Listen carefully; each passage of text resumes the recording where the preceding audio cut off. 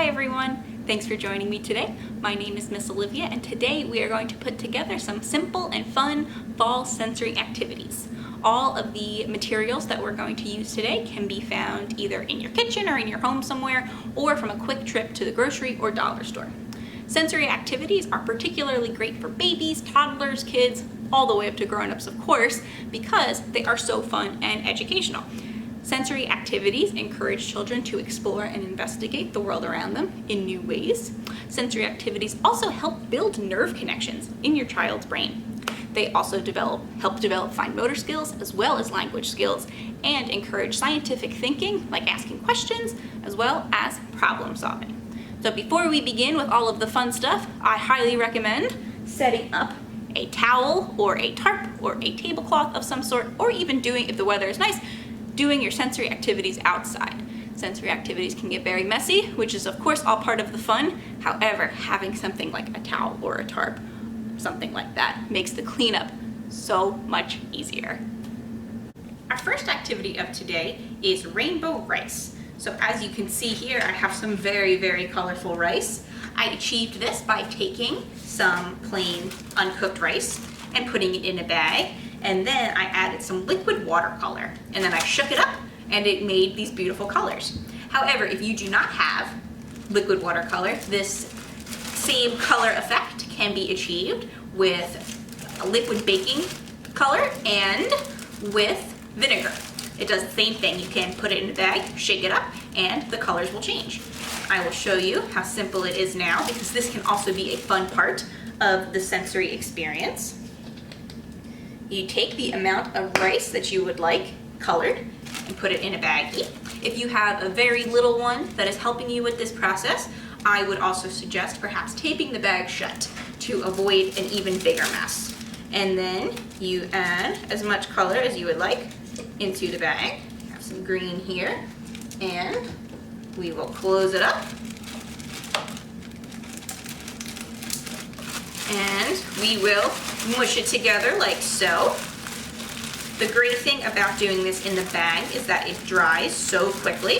By the time the color is spread all around, it is dry and ready to be played with.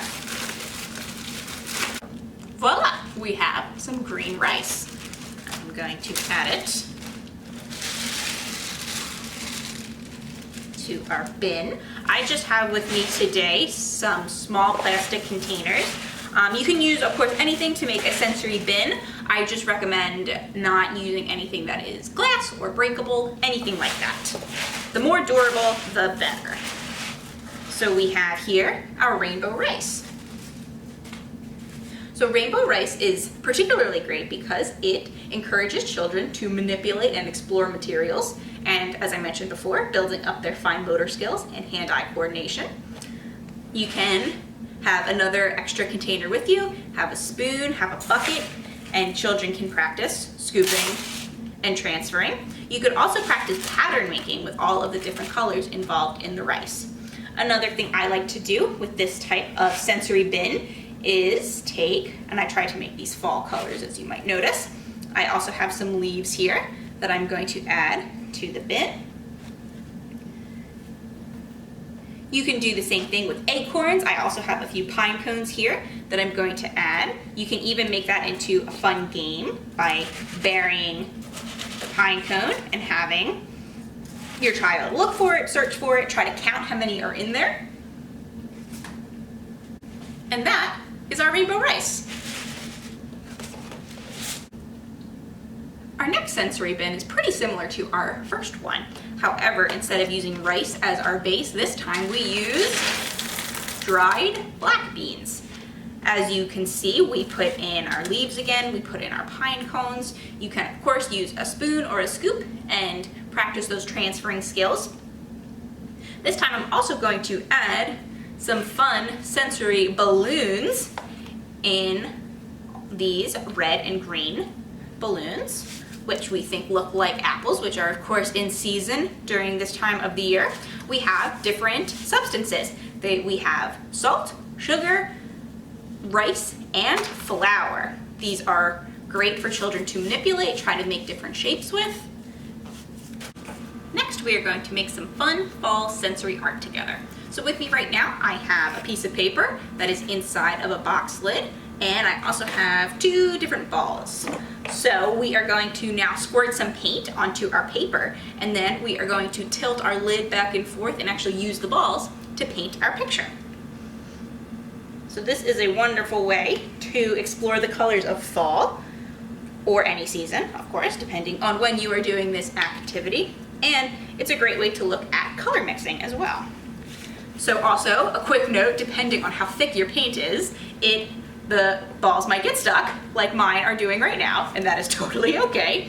You can push them around, just like so. And when you're finished, you are left with a complete, one-of-a-kind art piece.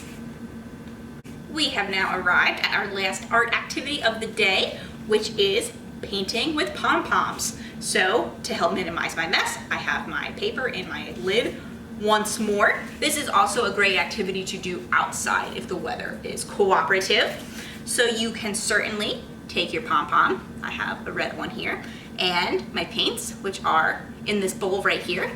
You can take your pom-pom, dip it in the paint, and use it as a brush, or you can do my personal favorite style of pom-pom painting, and that is pom-pom drop painting. You dip your pom-pom in some paint, add some color, and drop it on to your sheet. It makes some very interesting splatter art, and it is a wonderful way to discuss gravity with kids.